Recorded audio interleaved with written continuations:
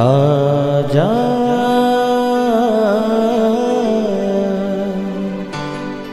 प्रभु यीशु के दर आजा, जीवन मिलेगा तुझे। आजा आजा प्रभु यीशु के दर आजा, जीवन मिलेगा तुझे। आजा आजा आजा आजा।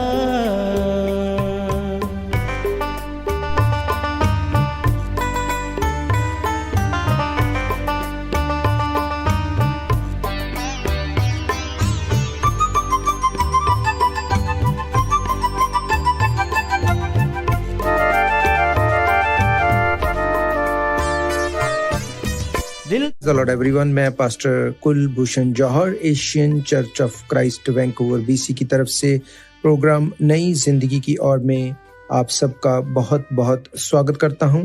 मैं आशा करता हूं कि आप सब लोग कुशल से होंगे, अच्छे होंगे और परमेश्वर के वचन में बढ़ रहे होंगे। मैं आपका धन्यवाद करता हूं, ये कीमती समय आपने निकाला ताकि हम आज एक बार फिर से परमेश्वर के वचन में से सीख सकें, उसकी हजूरी में हम बैठ सकें। आइए, इससे पहले कि हम परमेश्वर के वचन में जाएं, हम अपने सिरों को परमेश्वर की हुजूरी में झुकाएंगे। हम प्रार्थना में जाएंगे। सर्वशक्तिमान परमेश्वर यीशु मसीह नासरी, मैं आपका धन्यवाद करता हूं। आप जीवित परमेश्वर हैं, अनुग्रहकारी, दया करने वाले हैं। मैं आपका धन्यवाद करता हूं कि ये समय आपने हमें दिया कि हम आपके वचनों में से सीखने पाएं, हम प्रार्थना कर सकें और अपने आप को आपके हाथों में सौंप सके। महान परमेश्वर, ये समय है जब हम तेरे वचनों के गहरे भेदों को सीखने जा रहे हैं। महान परमेश्वर, तेरा पवित्र आत्मा हम में से हर एक को लीड करे और गाइड करे। सुनने वाले एक एक भाई बहन, बच्चे, बुजुर्ग के ऊपर मैं तेरी ब्लेसिंग को रिलीज करता हूँ। महान परमेश्वर, मैं प्रार्थना करता हूँ कि हर एक सुनने वाले को तू हेवनली विजडम देना, ताकि पिता परमेश्वर जब तेरा वचन खुले तो हमारे ऊपर प्रकाश हो और हम इस वचनों को सिर्फ सुनने वाले ना हो पर इसके ऊपर चलने वाले बन सके। यीशु मसीह के सामर्थी नाम से हम मांगते हैं, आमीन आमीन। आप भी बोल सकते हैं आमीन। आमीन का मतलब, जैसे मैं हर बार की तरह शुरू करने से पहले आपको बताता हूं कि जो कुछ हमने मांगा परमेश्वर उसको एज इट इज ग्रांट करे। और हालेलुया जब मैं बीच में बोलता हूं तो हालेलुया का मतलब मेरे बहुत से भाई बहन शायद नहीं जानते, जो पहली बार इसको सुन रहे हैं। हालेलुया का मतलब है कि स्वर्ग में प्रभु यीशु मसीह की नाम की महिमा हो, स्तुति हो।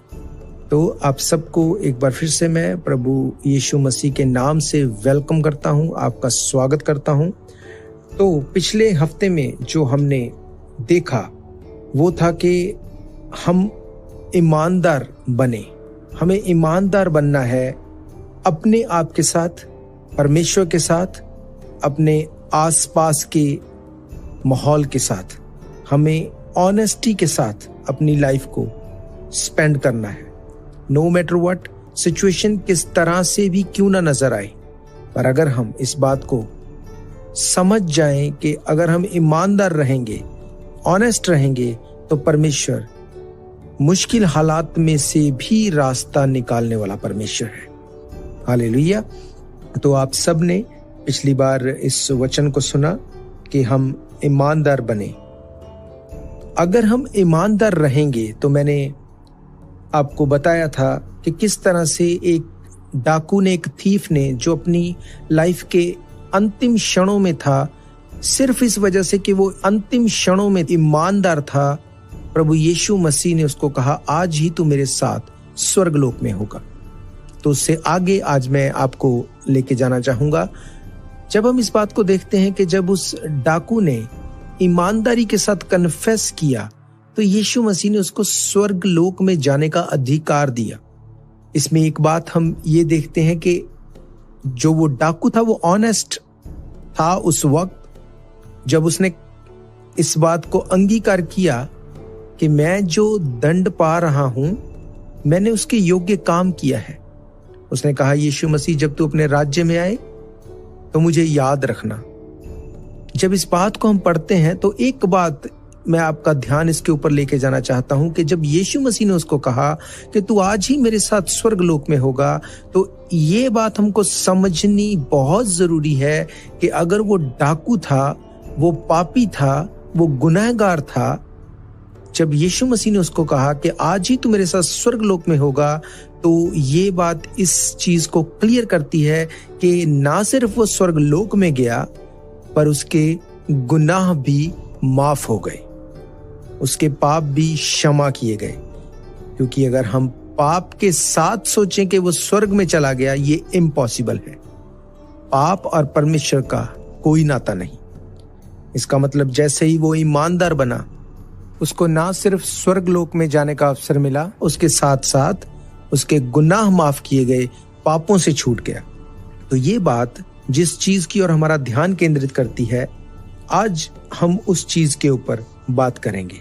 आज का हमारा टॉपिक रहेगा फॉरगिवनेस, मुआफी। जब हम फॉरगिवनेस वर्ड को सोचते हैं तो हमारे दिमाग में एक बात आती है कि हमें गुनाहों से माफी चाहिए।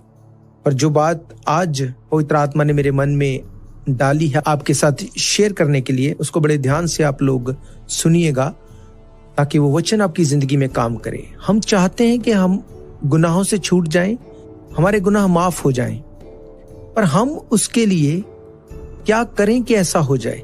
नो डाउट सबसे पहली बात जो है वो हमें करनी है कि बाइबल कहती है कि हमें अपने मुंह को खोल के इस बात को अंगीकार करना है कि प्रभु यीशु मसीह, मैं पापी हूं, मेरे गुनाहों को माफ कर। मैं अपने गुनाहों को मान लेता हूं और छोड़ भी देता हूं। और बाइबल कहती वो हमारे गुनाहों को माफ करने में सामर्थी है।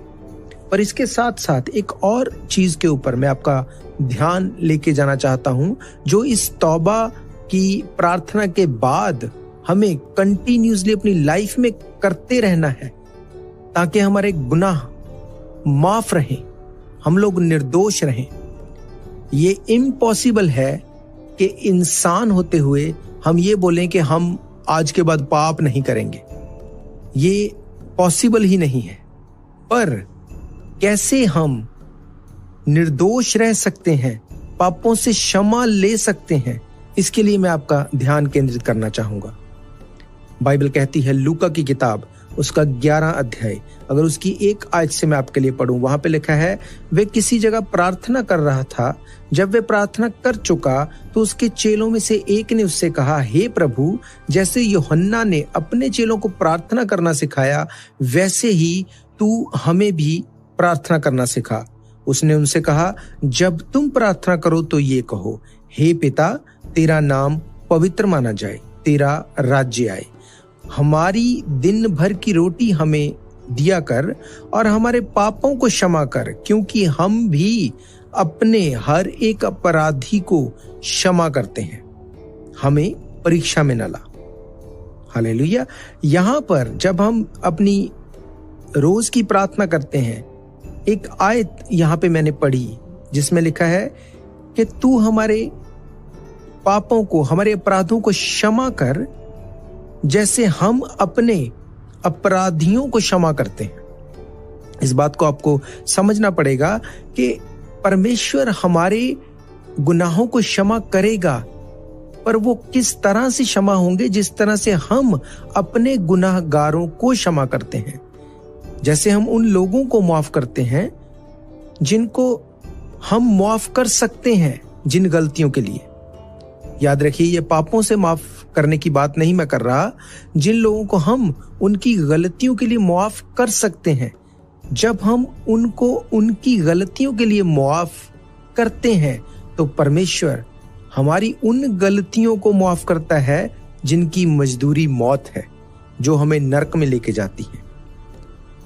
इसका मतलब अगर हमें अपने आप को निर्दोष रखना है, अगर हमें अपने आप को अपने गुनाहों से बचा के रखना है, तो जो सबसे पहली बात है वो हमें ये करनी है, हमें भी लोगों के अपराधों को, गलतियों को, गुनाहों को क्षमा करना है।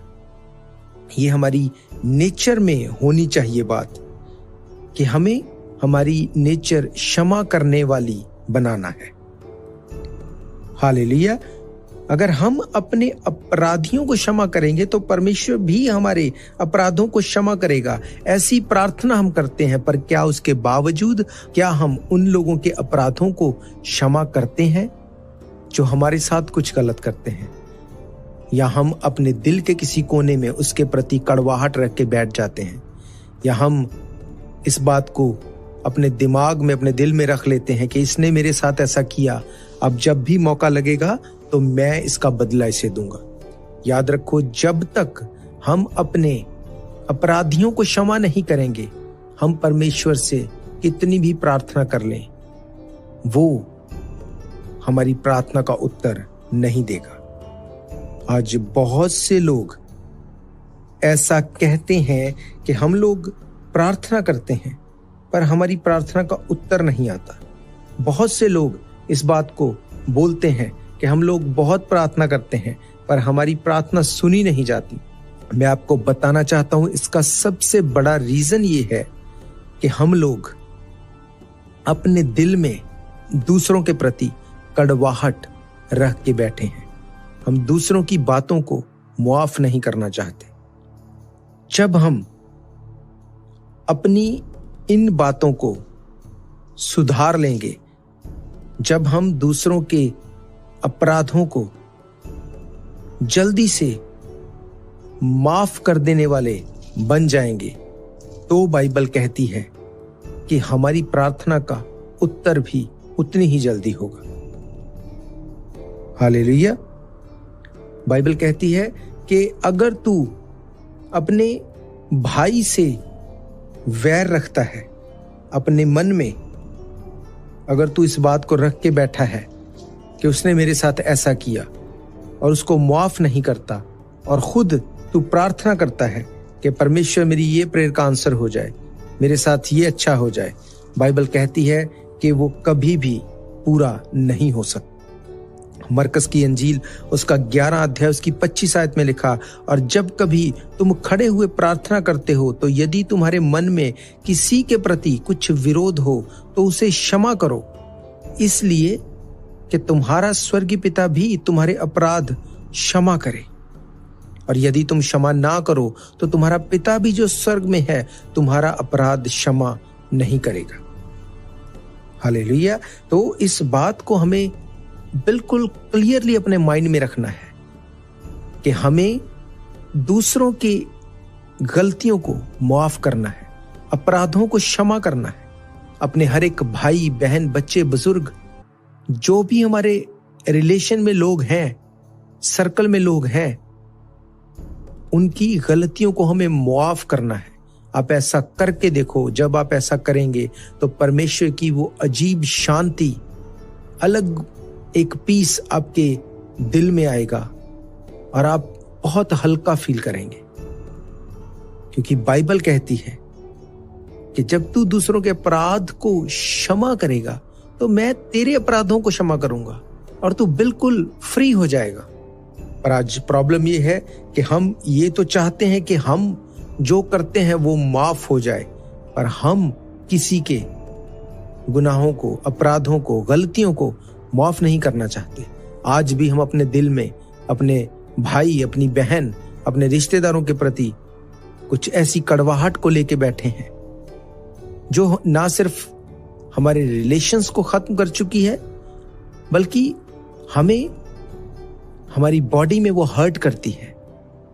अलग अलग तरह से वो हमारी बॉडी में इफेक्ट करती है। हम देखते हैं बहुत से लोगों को आज ब्लड प्रेशर की प्रॉब्लम है, बहुत से लोगों को अलग अलग बीमारियां हैं। उसका रीजन, मैं सच कह रहा हूं, सिर्फ ये है कि हम अपने दिल को क्लीन नहीं रखते, साफ नहीं रखते। हम अपने दिल में बहुत सी ऐसी चीजों को रख के बैठे हैं जो हमें हमारे ही नुकसान में लेके जाती है। हालेलुया। बाइबल कहती है जब तुम खड़े होकर प्रार्थना करो तो मेक श्योर करो इस बात को, तुम्हारे मन में किसी के प्रति कोई विरोध ना हो, किसी के लिए कोई कड़वाहट ना हो।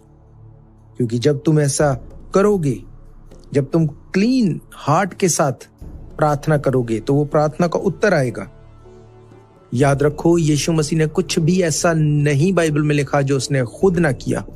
बाइबल कहती जब यीशु मसीह हम सबके पापों को लेके क्रूस के ऊपर क्रूसीफाई हो रहा था, उस वक्त जब उसकी शरीर के ऊपर कीलों को लगाया जा रहा था, उसके हाथ पैरों में कीलों को ठोका जा रहा था, उस वक्त भी उसने किसी को दोषी नहीं ठहराया। उसने कहा, हे पिता, इन लोगों को माफ कर, ये नहीं जानते ये क्या कर रहे हैं। ये कैसे पॉसिबल है कि एक व्यक्ति को लोग मार रहे हैं, कीले लगा रहे हैं, और वो नहीं जानते कि वो क्या कर रहे हैं। यीशु मसीह इस बात को बता रहा था कि वो ये तो जानते हैं कि वो क्या कर रहे हैं, पर वो ये नहीं जानते वो किसके साथ कर रहे हैं। यीशु मसीह ने कहा, तू मेरा भाई है, तू मेरी बहन है। यीशु मसीह ये समझा रहा था कि तुम नहीं जानते कि तुम अपने ही भाई बहनों, अपने ही लोगों के साथ क्या कर रहे हो। जैसे यीशु मसीह ने क्रूस के ऊपर उन सबको माफ किया और वो मुर्दों में से जी उठा और पिता के दाहिने ओर बैठा है, वो जयवंत होके निकला उस टेस्ट में से। आज हम भी उसी स्पिरिट में अपने हर एक टेस्ट में से हम जयवंत होकर निकल सकते हैं, अगर हम अपने गुनाहगारों को माफ करना सीख जाएं। अगर हम इस बात को सीख जाएं कि माफी का क्या असर होगा, तो मैं सच कह रहा हूं, you will be more than bless.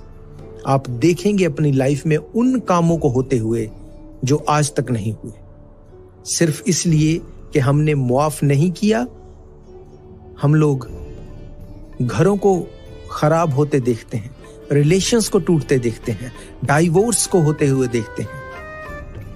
इन सब चीजों की जो रूट है वो सिर्फ ये है कि हम लोग माफ करना नहीं जानते। आजा प्रभु यीशु के दर आजा, जीवन मिलेगा तुझे। आजा आजा आजा आजा। हालेलुया। बाइबल बताती है कि जितने लोग प्रार्थना के योद्धे बाइबल में हुए, जितने बड़े नाम हम बाइबल में देखते हैं, चाहे वो दानियल हो, चाहे वो दाऊद हो, चाहे वो यूसुफ हो, बहुत से ऐसे नाम, वो सब सिर्फ इसलिए बड़े नाम नहीं है कि वो राजा लोग थे, पर अगर उनकी लाइफ को आप देखेंगे तो उन्होंने अपनी लाइफ में माफ किया है लोगों को। बाइबल बताती है कि दाऊद, जिसको पूरा राइट था कि वो शाऊल को मार दे, क्योंकि शाऊल दाऊद को मारना चाहता था, वो उसके पीछे था, पर दाऊद उसको हर जगह माफ करता गया और उसने कहा कि मैं परमेश्वर के अभिषिक्त जन के ऊपर हाथ नहीं लगाऊंगा।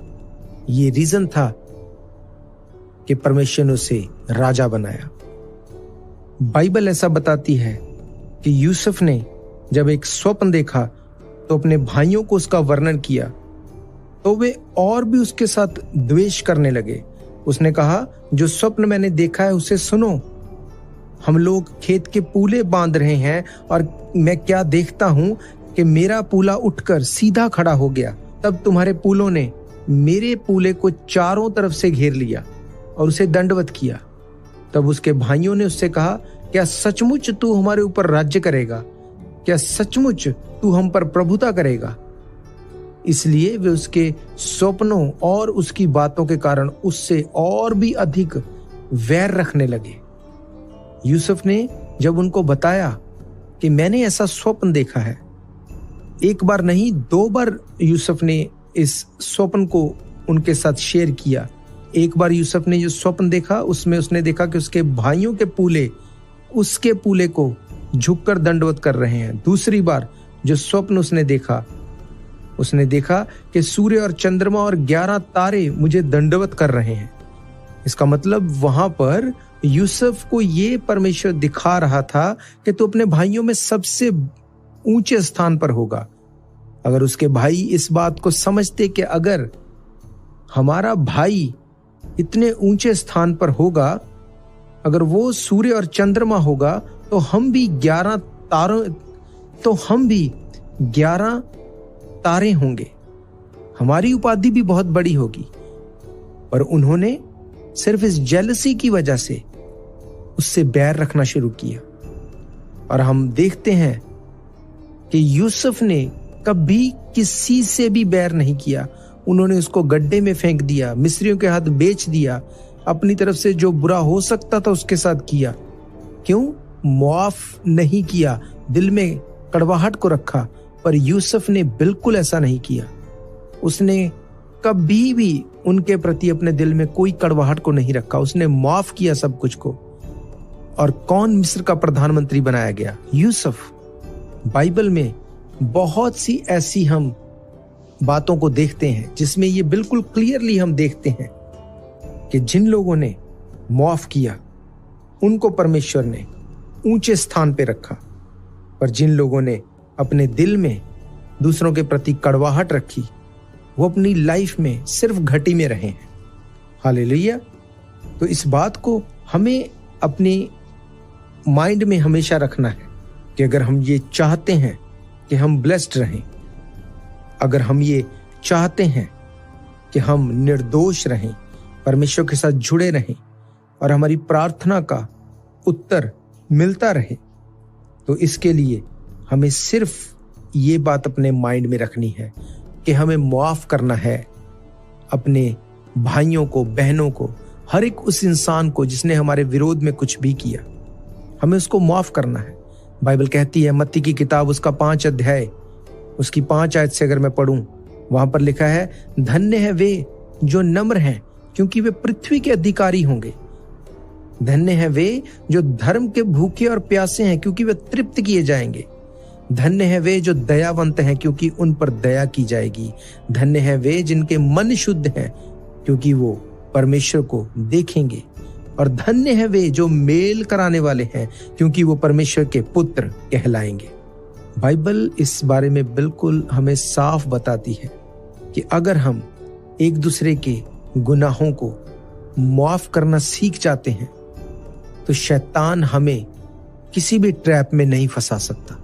पर आज प्रॉब्लम यह है कि हम माफ करना नहीं चाहते। हम नहीं चाहते कि हम एक दूसरे के गुनाहों को माफ करें। पर मैं आपसे सच कह रहा हूं कि जब हम अपने गुनाहों को मान लेते हैं और जब हम दूसरे के गुनाहों को माफ करने का हार्ट रखते हैं तो परमेश्वर हमें सिर्फ ब्लेस नहीं करता, वो हमें मोर देन ब्लेस करता है। और हम उन चीजों को होते हुए अपनी लाइफ में देखते हैं जो हम सालों से प्रार्थना करके भी नहीं देख पाते। बाइबल हमें इस बारे में बताती है कि हे परमेश्वर, यदि तू अधर्म के कामों का लेखा ले तो हे प्रभु कौन खड़ा रह सकता है? परंतु तू क्षमा करने वाला है जिससे तेरा भय माना जाए। बाइबल बताती है कि जो क्षमा करने वाला है, जिसका दिल मुआफ करने वाला है, उसका भय परमेश्वर लोगों के मनों में डालता है। आज हम खुद चाहते हैं कि हम अपने हर एक काम का बदला ले लें। हम चाहते हैं कि हम खुद से सब कुछ फिक्स कर लें। पर याद रखो, जब हम कुछ फिक्स करने के लिए जाते हैं तो हम उसको खराब कर लेंगे। पर जब हम शांत रहते हैं, जब हम दिल में माफी रखते हैं, तो परमेश्वर जब चीजों को फिक्स करता है तो वो हमारी सोच से परे है, हमारी समझ से बाहर है। हालेलुया। तो मैं ये प्रार्थना करता हूं कि परमेश्वर हमें से हर एक को क्षमा करने का मन दे, हमें से हर एक को ऐसा दिल दे जो मुआफ कर सके, हम मुआफ करना सीख सकें। क्योंकि मैंने आपको पढ़ाया, बाइबल कहती है कि यदि तू अपने अपराधियों को क्षमा करेगा तो मैं तेरे अपराधों को क्षमा करूंगा। बाइबल बताती है कि जमीन परमेश्वर ने इंसानों को रहने के लिए दी है। जमीन पर बाइबल कहती जो तू बांधेगा वो आसमान में बंधेगा, जो जमीन पे खोलेगा वो आसमान में खुलेगा। इसका मतलब अगर जमीन परमेश्वर ने हमें दी तो जमीन के ऊपर जो कुछ भी हो रहा है उसके जिम्मेवार हम हैं। अगर जमीन पे हम ऐसे मन को रखें कि कोई कुछ भी मेरे खिलाफ करे मैं उसको माफ करूंगा, मैं अपने दिल से उसको क्षमा करूंगा, हर कड़वाहट को मिटाऊंगा, अगर इस जमीन के ऊपर ये डिसीजन हम लेंगे, नो मैटर व्हाट, कुछ भी क्यों ना हो जाए, तो परमेश्वर कहता है जो तू जमीन पे बांध देगा वो आसमान में बंध जाएगा, जो जमीन पे खोलेगा वो आसमान में खुल जाएगा। अगर हम जमीन पे लोगों को माफ करेंगे, परमेश्वर आसमान में, स्वर्ग में हमारे गुनाहों को माफ करेगा, वो हमारे पापों को क्षमा कर देगा और बिल्कुल निर्दोष बना के हमें वो स्वर्ग में लेके जाएगा। मेरा विश्वास है कि ये वचन जो आज हमने सुने हैं, ये वचन हमारे दिल की जमीन के ऊपर जब गिरे तो ये 100 गुना फलों को लेके आएंगे। हम इनको सुन के भूलने वाले ना होंगे, पर हम इसके ऊपर मेडिटेट करेंगे। और मैं आपसे रिक्वेस्ट करूंगा कि आज इस प्रोग्राम के बाद जिसके प्रति भी आपके मन में कड़वाहट है, कुछ ऐसा है जो आपने रख छोड़ा है, माफ नहीं किया, आप उसको माफ करेंगे दिल से। और ये सिर्फ मुंह से कहना नहीं होगा, आप उसको कॉल करेंगे, आप उससे बात करेंगे, आप उसको बोलेंगे कि मैंने जो हमारी रिलेशन के बीच में हुआ उसके लिए हर कड़वाहट को खत्म कर दिया है। आज के बाद वो मेरे दिल में, मेरे दिमाग में कभी नहीं आएगी। और आप देखेंगे रिलेशंस को रीस्टोर होते हुए, वो रिलेशन जिसको शैतान खत्म कर चुका है, आप उन रिलेशंस को फ्री होते हुए देखेंगे। आप अपने सर्कल में, अपने भाई बहनों में, अपने रिश्तेदारों में आप एक नए जॉय को देखेंगे। इसलिए नहीं कि ये मैंने आपको बताया, पर इसलिए कि मैंने आपको परमेश्वर के वचन में से बताया। और बाइबल कहती है ये उसका जीवित वचन है, और जब ये जीवित वचन हमारी स्पिरिट में जाएगा तो ये काम करेगा और ये फ्रूट को लेके आएगा और आप उस फ्रूट को देखने पाएंगे। हालेलुया। तो मेरा फेथ है कि ये वचन आपकी जिंदगी में काम करेंगे और आप माफ करेंगे हर एक अपराधी को जिसने आपके साथ कुछ भी खराब किया, गलत किया।